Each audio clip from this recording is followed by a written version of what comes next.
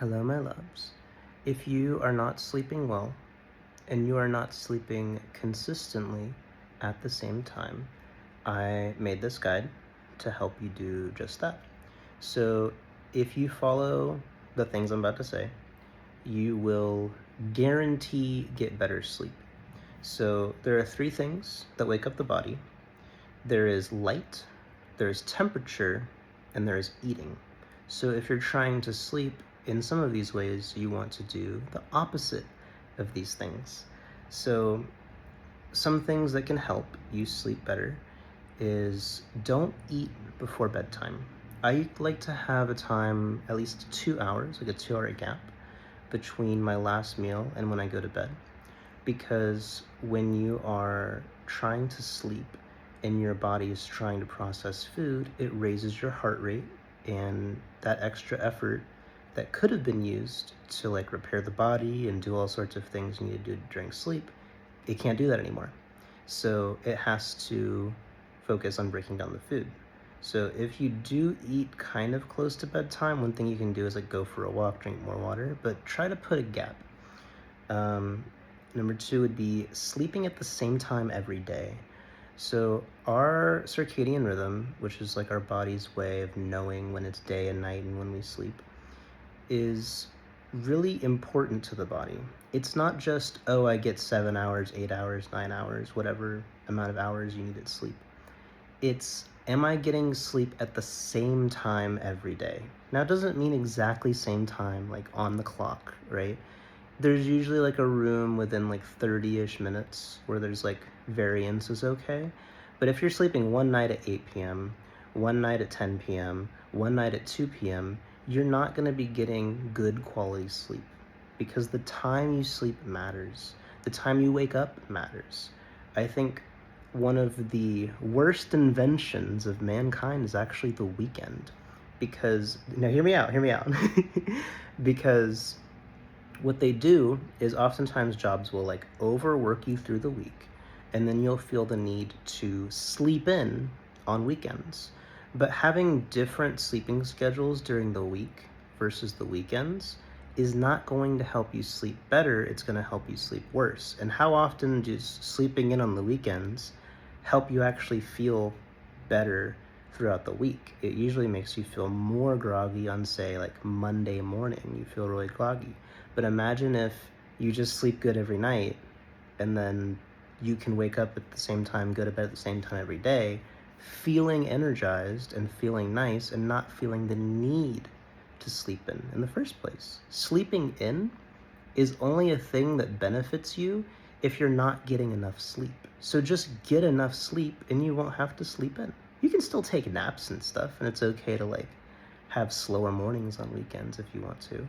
But I would urge you not to sleep in, because it can be harmful for your health to do so. Um, I would say one important thing for trying to sleep well and to feel well overall: no alcohol. Um, I would say no alcohol at all, but reducing it can help if you are consuming alcohol. But I do recommend not to consume any, because it kind of has negative health effects across the board, doesn't benefit your health in any way. And one of the main ways that it's harming your health is by ruining your sleep. It can make you feel tired. Some people try to take it like as a sleep aid. Do not recommend, because I've talked to sleep specialists, and kind of like a reoccurring thing that I hear is that you're not sleeping, but you're unconscious. That's like a way that they phrase it. But if you don't believe that it's ruining your sleep quality, test it yourself. Get some way to measure your sleep, right? And if you're like drinking alcohol and having like hundreds on your sleep quality, then I would be amazingly impressed. Send me a screenshot and I'll I'll be amazed. I'll be amazed. So the way I track my sleep is with this thing. It's called Whoop, WHOOP. I got them on a free trial, and I've been obsessed with it ever since, because it can track my heart rate, It can track my sleep. It can track my skin temperature. And every day I put my journal in on Whoop, and I can like basically track things that I do and then in real time see what effects it's having on my sleep. So like, let's say I have a big dinner, and then the next day I look at my sleep, I'm like, oh, when I have bigger dinners versus lighter dinners, I sleep worse. When I eat closer to bedtime, I sleep worse. So keeping track of things like that for your individual sleep is one of the best things you can do for sleep. So if you want a free trial of Whoop, because I purchase it, they allow me to give free trials to people for 30 days. So it's the same way I bought it. I'm gonna comment a link in the description somewhere, or you could just message me or say the word Whoop, and I'll put it there. Would recommend. I wear it every day. It's lovely.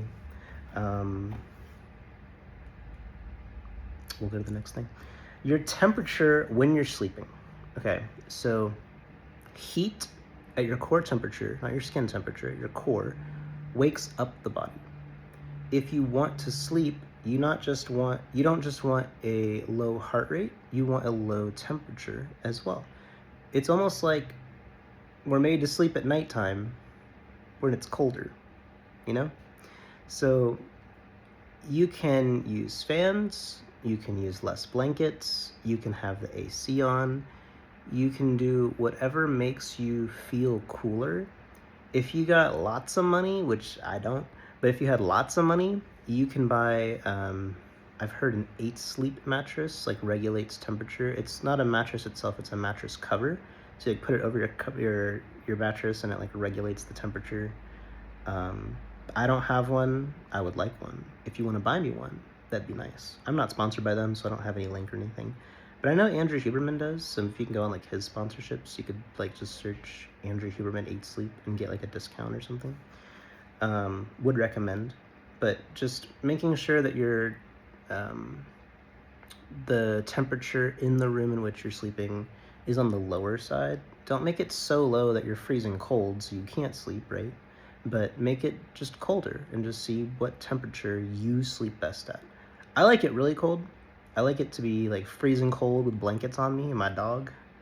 But that's my personal preference. But sleep in a cold room. That'll help you a lot.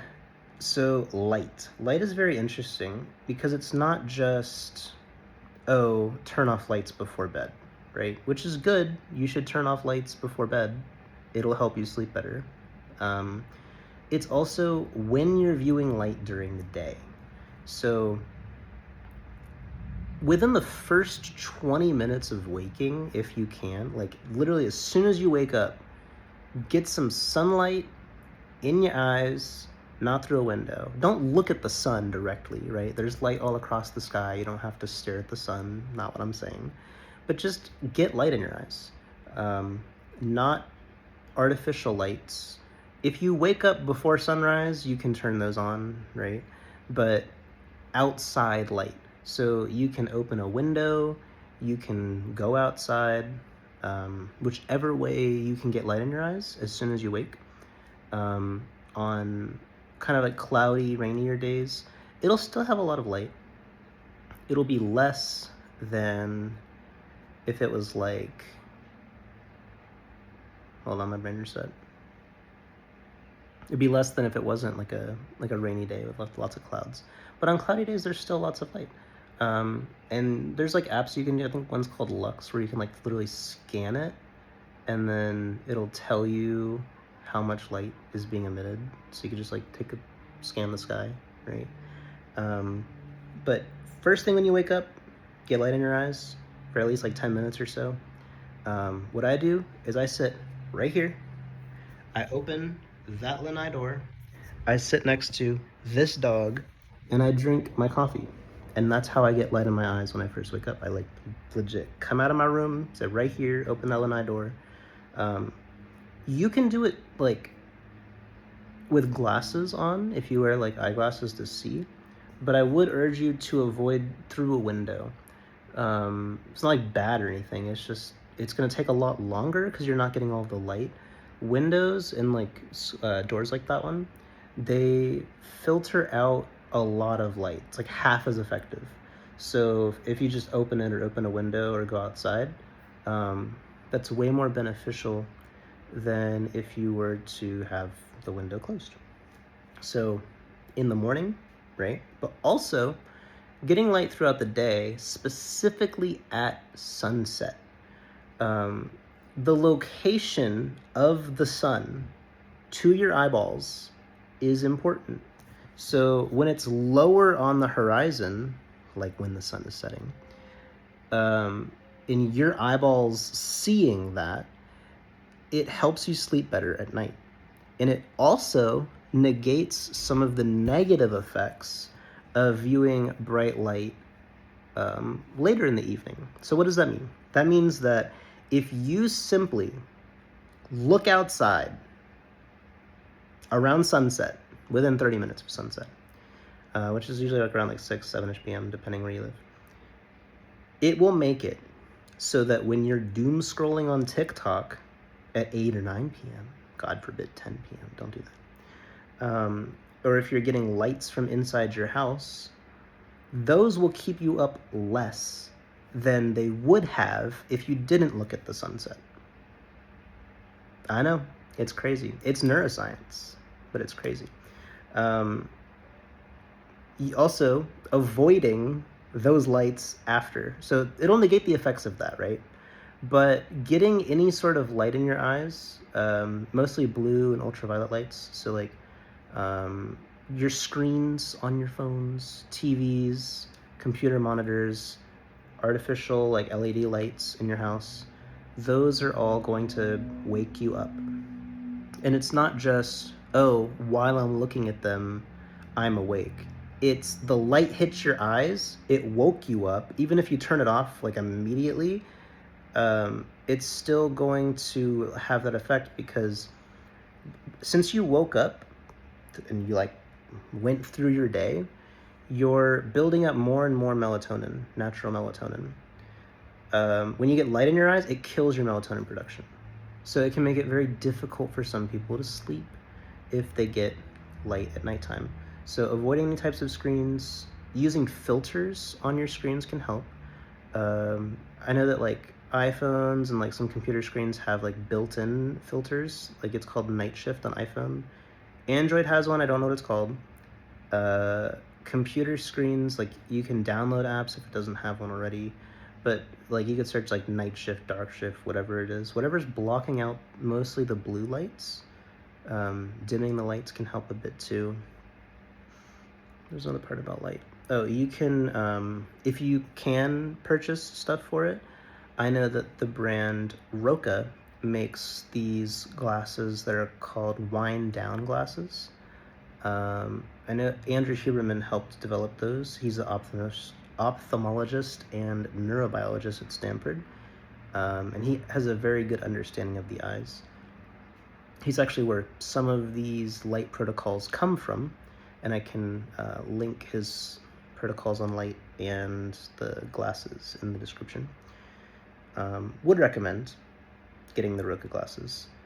You kind of like wear them during like the day, like when you're trying to like wind down, basically, which is where we get into our next part of winding down.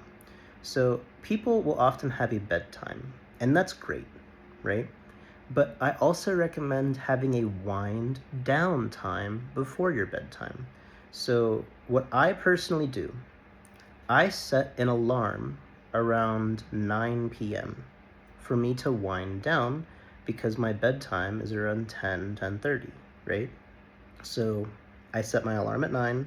When it hits 9, I avoid stimulating activity. I avoid light. I avoid phones. I avoid anything that'll wake me up. And that's when you can do boring stuff. That's when you can clean. You can meal prep for the next day if you have time to do that. You can take a shower, go for a walk, read a book. But don't read a super interesting book, because that'll wake you up. Read like a textbook or something. No, you can read something that you like, as long as it's not gonna like keep you like hooked, so you keep reading late into the night. I know what you do. I know your tricks. And then setting an alarm to go to bed. I used to set one. I don't feel the need to anymore because when I set my wind down alarm and then I do some of my wind down activities, I kind of just naturally like feel tired and go to sleep at that time anyway, because I do it consistently. So if you feel the need to set a go to bed alarm, it can help you. I recommend just trying it. Don't set a loud one. I find that for the actual go to sleep alarm, if you forget to turn it off, you don't want it to like jolt you awake if you do fall asleep. Um, or even if you're not even asleep yet, it could just, alarms can be scary. Don't set scary alarms, they'll wake you up. I think those are the main things that I wanted to talk about as far as like general protocols. Now I want to talk a little bit about things that people don't tend to pay attention to when they're sleeping that they really should. Um, I'll also go back and just mention, for not getting light in your eyes, eye masks are great. That's all. Sleep apnea. So if you're a mouth breather when you sleep, like you sleep with your mouth open, and especially if you stop breathing in your sleep, this is not something to take lightly. This is something that you should get treated very quickly, because if your mouth breathing and your breathing is stopping when you're trying to sleep, it's very taxing on the body, and mouth breathing in general is not good for you, but especially during sleep. Please get that checked out. If you can see a sleep specialist, I highly recommend you do so if you have sleep apnea. I know one treatment that a lot of people do is you can get breathing. Some people get like breathing strips like over the nose, but if you're mouth breathing, they make like tape. Literally, you just put some tape right over your mouth, and then you can't breathe through your mouth and you breathe through your nose. If you want to use like the tape over your mouth, make sure you can safely do so, because the worst thing that could happen is that you put the tape over your mouth and then you can't breathe through your nose either, so then you just can't breathe and you freak out, and like that's not a pleasant experience. So make sure it's like okay with like your doctor or whatever. Make sure that it's like safe for you to do that. But I do recommend using the mouth strips. I've known people who've used it. Very effective. They're great. I hope that this sleep guide was helpful to you. So just to reiterate a little bit, the 3 things that wake up the body are light, temperature, and eating. Don't eat 2 hours before bed. No alcohol ever. Set an alarm to wind down. Sleep in a cold room. View light in the morning and at sunset. Don't view light when you're trying to sleep, and like an hour or two before. Usually an hour before. I'd say 2 hours is kind of like, you're not going to sit in darkness completely, but just darker. And pay close attention if you have sleep apnea. If you have any questions about sleep, please leave them in the comments. I will respond. If you are interested in having one-on-one sessions with a sleep guide, I am currently looking for clients. So hit me up. Love you bunches. Bye.